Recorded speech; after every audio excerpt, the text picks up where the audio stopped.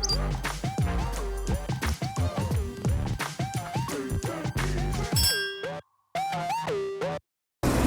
मैं हूँ राना सिंह।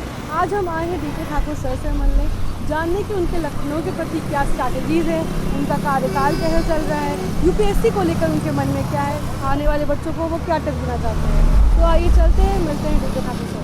सर, देश का सबसे बड़ा प्रदेश है उत्तर प्रदेश और इसकी राजधानी लखनऊ है, तो लखनऊ को हैंडल करने के लिए आपके क्या स्ट्रैटेजीज़ होते हैं बेसिकली?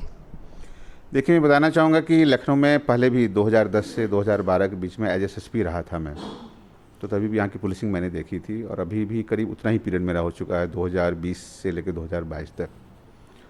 तो यहाँ जो मैंने फील किया है कि जैसा आपने कहा कि लखनऊ देश की सबसे बड़े प्रदेश की राजधानी है और यदि आप आबादी के हिसाब से देखेंगे तो पूरे विश्व में छठा या पाँचवा देश भी हो जाएगा। तो यहाँ पॉलिटिकल एक्टिविटी बहुत ज़्यादा रहती है। अभी चुनाव निपटा है, चुनाव के समय आपने देखा होगा सपा के, कांग्रेस के, बसपा के, सबके लोग, पूरे प्रदेश के लोग यहाँ आते रहते हैं। मीडिया भी यहाँ पूरे प्रदेश की कवर नहीं करती है, देश की कवर करती है। दिल्ली से मीडिया आती है, इंटरनेशनल मीडिया भी आती है, तमाम प्रकार की बातें आती हैं, एक्टिविटी रहती हैं। तो हम लोग यहाँ लेवल प्लेइंग फील्ड रखते हैं सबके लिए। लोकतंत्र है, लोकतंत्र के लिए सबको अपनी बात रखने का हक है। और आप देखें कि पॉलिटिकल एक्टिविटी नहीं होती है, तमाम अन्य एक्टिविटी होती है। तमाम प्रकार के रोजगार आंदोलन कर रहे हैं, शिक्षक आंदोलन कर रहे हैं, बेसिक शिक्षा वाले आंदोलन कर रहे हैं, कुछ न कुछ लगातार चलता रहता है। तो हम लोग अपने एक्सपीरियंस से और खासकर कमिश्नरेट आने के बाद दो फायदे हमें ये हुए हैं कि हमारे पास ऑफिसर्स ज़्यादा हो गए हैं। इसके अलावा हमारे सारे मजिस्ट्रियल पावर्स हमारे पास आ गए। जैसे कोई लॉ एंड ऑर्डर प्रॉब्लम आया तो उसको कैसे हैंडल करना है, उसको परमिशन देना है, नहीं देना है, किधर जाने की परमिशन देना है, यदि वो वायलेंट हो रहे हैं तो कैसे उनको कंटेन करना है, ये हम और हमारे अफसर पहले से बैठ कर डिसाइड करते हैं।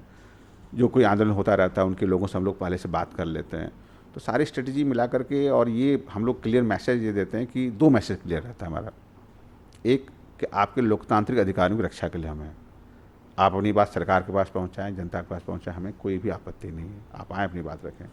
लेकिन अपनी बात रखते समय आप ऐसा कुछ ना करें कोई हिंसा फैले, तोड़ फोड़ हो, आम जनता को कोई असुविधा हो। यानी मैंने देखा कि पिछले 17 महीने में सभी राजनीतिक दल, सभी जो आंदोलनकारी हैं, सभी इस बात को मानते हैं, तो सभी शांतिपूर्ण चल रहा है अभी तक। सर, आपके कार्यकाल में देखा गया है कि आपने क्राइम अगेंस्ट वुमेन और जो वुमेन एम्पावरमेंट है उसके लिए आप काफ़ी वोकल रहे हैं, तो आपको क्या लगता है लखनऊ में इन मुद्दों पर काम करना कितना ज़रूरी है? बहुत ज़रूरी है, बहुत ज़रूरी है। देखिए, दो तरह से इसको देखना समझना पड़ेगा कि अब ये महिलाओं के लिए ट्रांजिशन का फेज़ है। एक समय वो था जो महिलाएं घर में कैद रहती थी, अब ये महिलाएं सब जगह जा रही हैं, स्कूल जा रही हैं, कॉलेज जा रही हैं, वर्किंग प्लेस में जा रही हैं। आप पुलिस में ही देखेंगे, अभी पुलिस में पहली बार क्रांति हुई, पुलिस में पहली बार लखनऊ पुलिस में हम लोगों ने 500 लेडी कांस्टेबल्स एक साथ रिक्रूट किया है। क्यों किया? हम लोग तमाम पिंक बूथ्स बन गए होंगे, आप शहर में देख रहे होंगे, पिंक स्कूटी चलती है, उनको देख रहे होंगे। मैं साथ साथ कहना चाहूँगा इसके अलावा मिशन शक्ति को, नारी सुरक्षा को माननीय मुख्यमंत्री ने बहुत टॉप प्रायोरिटी दी है और वर्ष 2020 के अक्टूबर से ही मिशन शक्ति कार्यक्रम लगातार चल रहे हैं। मिशन शक्ति कार्यक्रम में ही उन्होंने पहली बार ये काम किया कि सभी थानों में महिला हेल्प डेस्क बनाया। उसके पीछे भावना यही थी कि महिलाएं जब थाने पर जाती हैं, उनकी बातें पुरुष सुनते हैं तो शायद अपनी बातें कम नहीं कर सकती हैं, न केवल कंफर्टेबली कर सकती हैं, साथ में ये भी आता है जब उन अपनी बात कहती हैं तो पुरुष उसको उस तरीके से रियलाइज़ नहीं कर पाते हैं। तो महिला हेल्प डेस्क रखी गई है, महिलाएं उनकी बात सुनती हैं, फिर एक्शन के लिए आगे बढ़ाया जाता है। पिंक बूथ रखा गया है, पिंक स्कूटी रखे, क्यों रखे गए हैं कि जिससे कि महिलाओं में सुरक्षा का एहसास हो। आगे हमारी योजना है कि शहर के 200 चौराहों पर हम लोग जैसो वो लगा रहे हैं, सीसीटीवी कैमरेज लगा रहे हैं, वो जो AI इनेबल्ड होंगे, उससे ये होंगे कि महिलाओं की सुरक्षा को खतरा पहुंचाने वाले या महिलाओं के साथ अपराध होने वाली कोई घटना हो तत्काल कैप्चर करे और उसकी खबर तत्काल UP 112 के माध्यम से पुलिस के पास पहुँच जाए और पुलिस जल्दी वहाँ पहुँच जाए। होता क्या, जब आपके साथ हमारे साथ किसी घटना घटित हो रही होती है तो हम बदहवास हो जाते हैं, हम लोग तत्काल नहीं बता पाते हैं, रिएक्ट नहीं कर पाते हैं, और जब तक बताने की स्थिति में होते हैं तब तक वो आदमी भाग चुका होता है वहाँ पर। तो जब CCTV कैमरा रहेगा दो फायदे होंगे, एक तो फायदा होगा सारी घटना उसमें कैप्चर हो जाएगी, तो एक हमें एविडेंस मिल जाएगा, और जब तक घटना हो रही है तभी तक खबर मिल जाएगी, उससे पुलिस तत्काल पहुँच करके उसको नैप कर ले, पकड़ ले, सॉफ्ट कर ले। सर, कई बार ऐसा होता है, कुछ VIP केसेस होते हैं, क्योंकि लखनऊ तो VIP का शहर है, तो कभी कभी ऐसा होता है कि इन्वेस्टिगेशन अनफेयर हो जाती है, VIP की तरफ इंक्लाइन केसेस ज़्यादा हो जाते हैं। ऐसा कुछ कभी आपके सामने आया हो, और अगर आया हो तो आपका रिएक्शन या उस पर आपकी स्ट्रैटेजी क्या होती है? देखिए, अब जिस ज़माने हम लोग जी रहे हैं, सोशल मीडिया ज़माने में जी रहे हैं, सोशल मीडिया है, 24/7 इलेक्ट्रॉनिक मीडिया है, प्रिंट मीडिया भी है, इस ज़माने में आप कुछ गलत नहीं कर सकते, क्योंकि आप पूरे पब्लिक ग्लेयर में हैं, आपके एक एक एक्शन की पब्लिक स्क्रूटनी होती है। तो हम लोगों पर यदि गलती से कहीं कुछ दबाव आ भी जाता है तो हम लोग उसको क्लियर कर देते हैं कि साहब ये ऐसा मामला है, इसमें ऐसा हुआ है, इससे हट के हम लोग नहीं कर सकते। और let me tell you from my experience, जो मेरा एक्सपीरियंस रहा है लखनऊ का, ही सब 34 महीने का रहा है या पहले और जगह का रहा है, यदि आप क्लियर हैं, ऑफिसर्स क्लियर हैं, तो उनको कोई गलत दबाव नहीं दिया जा सकता है। होता है कि कई बार जो सो पॉलिटिकल बॉसेस होते हैं वो आपको बात बताते हैं, इसलिए बात बताते हैं, उनको एक तरफ की बात ही बताई जाती है। तो जब एक बार आप उनको क्लियर कर देते हैं कि सर ऐसी बात नहीं है, वास्तविकता ये है, तो फिर वो गलत दबाव नहीं बनाते हैं। तो सर क्या राजनीतिक पार्टियों का आप लोग के काम पे भी कोई भी इम्पैक्ट, किसी भी तरह का इम्पैक्ट होता है? हाँ, इम्पैक्ट क्यों नहीं होगा, इम्पैक्ट होता है। देखिए, अलग अलग राजनीतिक दल होते हैं, अलग अलग उनकी पॉलिसी होती है, अलग अलग विचारधारा होती है, अलग अलग प्रायोरिटी होती है, उस प्रायोरिटी से काम करना पड़ता है। लेकिन जब तक वो प्रायोरिटी या वो पॉलिसी लीगल है तो हमें कोई दिक्कत नहीं है। जब तक वो पॉलिटिकल उस प्रायोरिटी को या पॉलिसी को इम्प्लीमेंट करने में हमें कोई इलीगल कदम नहीं उठाना पड़े, कोई दिक्कत नहीं है। जब देखिए, हम लोकतंत्र में रहते हैं ना, लोकतंत्र सबसे बड़ी कौन अथॉरिटी है? जनता। और जनता किसको चुन के लाती है? अपने नेताओं को, अपने विधायकों को, अपने मुख्यमंत्री को। तो जनता ने उसको चुना है, तो उनकी पॉलिसी तो हमें चलानी ही पड़ेगी, पॉलिसी एग्जीक्यूट करनी पड़ेगी। आज यदि माननीय मुख्यमंत्री ने कहा मिशन शक्ति पर आप जोड़ दो, मिशन शक्ति जोड़ देना ही पड़ेगा। आप कहें गुंडा माफिया पर जोड़ देना ही पड़ेगा। आप कहोगे कि जो कि माफिया को उन्मूलन करो, तो करना ही पड़ेगा। तो उसमें कोई गलत है भी नहीं। सर आपके कार्यकाल में ये भी देखा गया गुंडागर्दी काफ़ी कम हो गई है। आप एटीएस में एडीजी के तौर पे भी थे, तो टेररिस्ट के लिए क्या आपके स्ट्रैटेजीज़ हैं? अभी हाल ही में लखनऊ में गोरखनाथ का मुर्तज़ा पकड़ा भी गया टेररिस्ट, तो ये लखनऊ में टेररिज्म पे आप पे क्या बड़े स्टेप्स हैं? देखिए, मैं बताना चाहूँगा कि एटीएस में करीब 15-16 महीने एडीजी रहा था, और अब जो खैर वो लोग ज़्यादा काम करें, ज़्यादा बेटर बता पाएंगे, मैं ज़्यादा डिटेल में नहीं जाना चाहूँगा। लेकिन मैं ये ज़रूर बताना चाहूँगा कि अब जो एंटी टेरर एक्टिविटी जो हम लोग पुलिस द्वारा की जाती है, या टेरर ऑर्गेनाइजेशंस जो काम करें, उनका तरीका काफ़ी बदल गया है। अभी जो भी जितना पकड़ा है, गोरखपुर जिसकी बात कर रहे हैं आप, वो भी आपने देखा होगा, इतनी जानकारी आपने न्यूज़ गैदर की होगी कि अब लोन वुल्फ टारगेट वगैरह हो रहे हैं। अब कोई बाकायदा कोई ऑर्गेनाइजेशन ज्वाइन नहीं करता है, बाकायदा ऑर्गेनाइजेशन कोई ट्रेनिंग नहीं पाता है। अब जो कुछ होता है ऑनलाइन होता है, ऑनलाइन आपको ब्रेन वॉश किया जाता है, ऑनलाइन आपको जैसो किसी एक्टिविटी में भाग लेने के लिए जैसो तैयार किया जाता है, ऑनलाइन ही आपको जैसो तमाम वेपन्स इक्विपमेंट्स भी अवेलेबल कराए जाते हैं, एक्सप्लोजिव्स अवेलेबल कराए जाते हैं, ऑनलाइन ही आपको बताया जाता है कहाँ टारगेट है।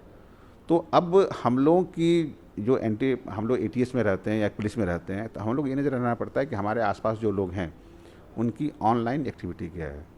यदि हम उसको पेनिट्रेट कर पाएँ, यदि 1000 लोग, 2000 लोग, 5000 लोग सोशल मीडिया पर हैं, उनको हम वॉच कर पाएँ, उनमें किसी की एक्टिविटी हमें सस्पिशियस लगे, उसको टारगेट करें, उसको सर्विलांस करें, तो हम लोग ऐसी घटनाओं को ज़रूर रोक सकते हैं। सर आप अपने ऑफिसर्स को कैसे मॉनिटर करते हैं कि मतलब वो किसी गलत एक्टिविटी में, चाहे वो ब्राइब हो या किसी भी एक्टिविटी में ना इन्वॉल्व हो, तो ये आप कैसे मॉनिटर करते हैं अपने ऑफिसर्स को? देखिए, जैसे मैं यहाँ बैठा हूँ, आम जनता हमारे पास आती है, तो मान लीजिए आम जनता हमारे किसी अफसर के किसी एक्टिविटी से परेशान है, किसी ब्राइब एक्टिविटी से, किसी अदर एक्टिविटी से, हम तत्काल हमें बताती है। यदि हम उसका इंडिपेंडेंटली हम प्रोब करा लेते हैं, इंक्वायरी करा लेते हैं, हमें पता चल जाता है कौन गलत कर रहा है, कौन सही कर रहा है। उसके हम करेक्टिव मेजर्स उठाते हैं, हम उनको समझाते हैं, काउंसलिंग करते हैं, और यदि लगता है फिर भी नहीं माने तो फिर यहाँ से उनको ट्रांसफ़र करने के लिए सरकार को लिखते हैं। सर आप लोग की ड्यूटी 24/7 365/12 होती है, तो इतना हेक्टिक आप लोग की ड्यूटीज़ होती हैं, तो आप अपना और अपने ऑफिसर्स का मेंटल हेल्थ को लेकर के आप लोग क्या स्ट्रैटेजीज रखते हैं? मतलब कैसे काउंसिल करते हैं उनको रेगुलरली, या फिर क्या? हम लोग अपने साथ, देखिए, जो हमारी प्रोफेशनल एक्टिविटी है, साथ साथ फैमिली एक्टिविटी को ध्यान देते हैं, और जनरली कोशिश करते हैं कि यदि किसी कोई ऑफिसर्स हैं, उनको अपने फैमिली में किसी फंक्शन में जाना हो, अटेंड करना, तो हमें छुट्टी ज़रूर देते हैं। वो छुट्टी की कोई कमी नहीं है। किसी कोई पर्सनल प्रॉब्लम आती है तो हम लोग आपस साथ में बैठ कर डिस्कस करते हैं, उसका समाधान भी निकालते हैं। सर यूपीएससी का पेपर आने वाला है, आप थोड़ा सा अपने यूपीएससी का जर्नी ब्रीफ में हमें बताएंगे? यूपीएससी की जर्नी मैं इतना ही बताना चाहूँगा कि मैं यूपीएससी मैंने 2 बार दी थी, एग्ज़ाम दिया था, 2 बार मेरा सिलेक्शन हुआ था। उसके अलावा एमपी में मेरा सिलेक्शन हुआ था, बिहार में सिलेक्शन हुआ था।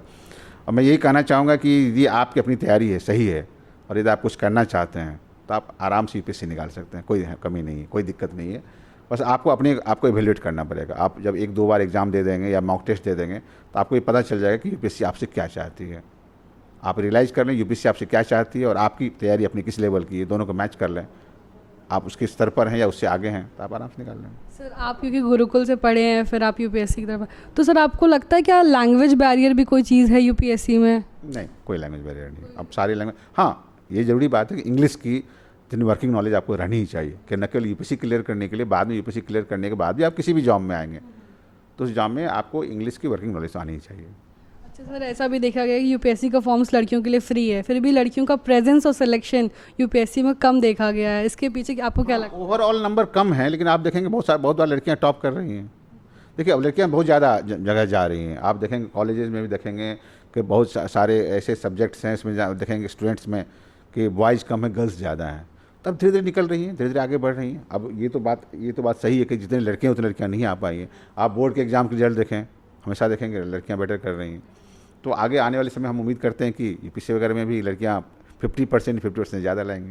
अच्छा सर, एक आखिरी सवाल आपके सामने को देखते हुए कि आप जो बच्चे हैं जो अटेम्प्ट करने वाले हैं इस बार, उनके लिए आपके पास क्या मैसेज है? क्या आप उनको एक टिप या देना चाहते हैं? उनको मैं ये मैसेज देना चाहूँगा, आप अपने विश्वास रखें।